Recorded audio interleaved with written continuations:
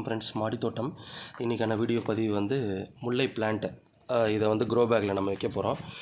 இது வந்து பாட்டில் 12x12 இல்லைனா க்ரோ பேக் 12x12 இதில் நம்ம வச்சுக்கலாம். ஸோ இது வந்து கொடி மாதிரியும் வளரும். இதை கட் பண்ணி விட்டிங்கன்னா கொஞ்சம் சைடு வாக்கில் இது வளர்ந்துடும். நல்ல வந்து சைடில் கிளைங்கெல்லாம் நிறைய வந்து ரொம்ப இந்த கொடி மாதிரி வளர விடாதீங்க. இதை கட் பண்ணி விட்டுருங்க ஃப்ரெண்ட்ஸ். இது நர்சரியிலேருந்து கொடுத்த டிப்ஸ் இது. இதை வந்து நம்ம 12x12 பேக்கில் வந்து க்ரோ பேக்கில் நம்ம வைக்க போகிறோம் ஃப்ரெண்ட்ஸ். இதுக்கான மண் கலவை செம்மண், கோகோபிட் அண்டு மாட்டு எரு. இதை நம்ம நல்ல தூளாக எடுத்துகிட்டு இப்போது இந்த நர்சரியில் கொடுத்த இந்த க்ரோ பேக்லேருந்து இந்த பிளான்ட்டை எடுத்துட்டோம். கட் பண்ணி எடுத்துகிட்டு இந்த மண்ணை வந்து டிஸ்டர்ப் பண்ணாமல் பாருங்கள், அந்த வேரெல்லாம் அப்படியே இருக்குது பாருங்கள். இந்த மண் எதுவுமே டிஸ்டர்ப் பண்ணக்கூடாது. அப்படியே எடுத்துகிட்டு நம்ம சென்டர் பொசிஷன் வச்சுருவோம் ஃப்ரெண்ட்ஸ். ஸோ இந்த லெவல் ஆஃப் டவுனில் வந்து இந்த பிளான்ட்டை வச்சுட்டு நம்ம வந்து மண் கலவை உள்ளே கொட்ட போகிறோம் ஃப்ரெண்ட்ஸ். அதுக்கு முன்னாடி கம்போஸ்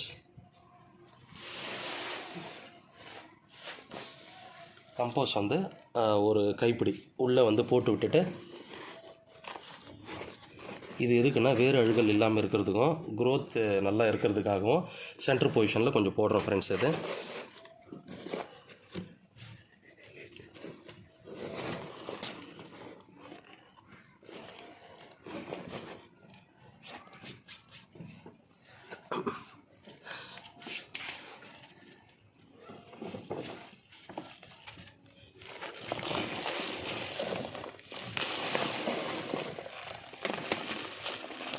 ஸோ நல்லா தூள் பண்ணி வச்சுருக்கிற மண்ணை வந்து அப்படியே நம்ம ஃபில் பண்ணிடுறோம்.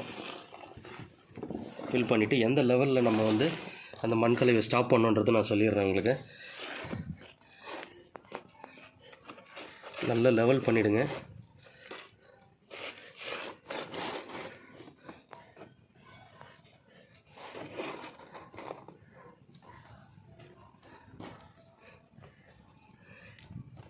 ஃப்ரெண்ட்ஸ், இந்த அளவுக்கு ஃபில் பண்ணிவிட்டு கம்போஸ்ட் வந்து ஒரு லேயர் போட்டுருங்க ஃப்ரெண்ட்ஸ்.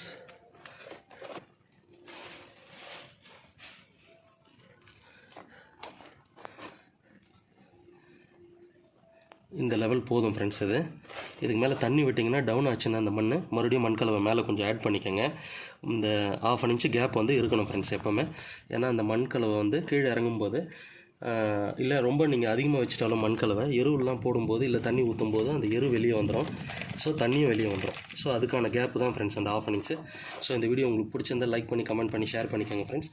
மறக்காமல் சப்ஸ்கிரைப் பண்ணிக்கோங்க. அப்போ தான் நான் போடுற யூஸ்ஃபுல் வீடியோஸ் உங்களுக்கு அப்டேட் ஆகிட்டு இருக்கும் ஃப்ரெண்ட்ஸ். Thank you, by.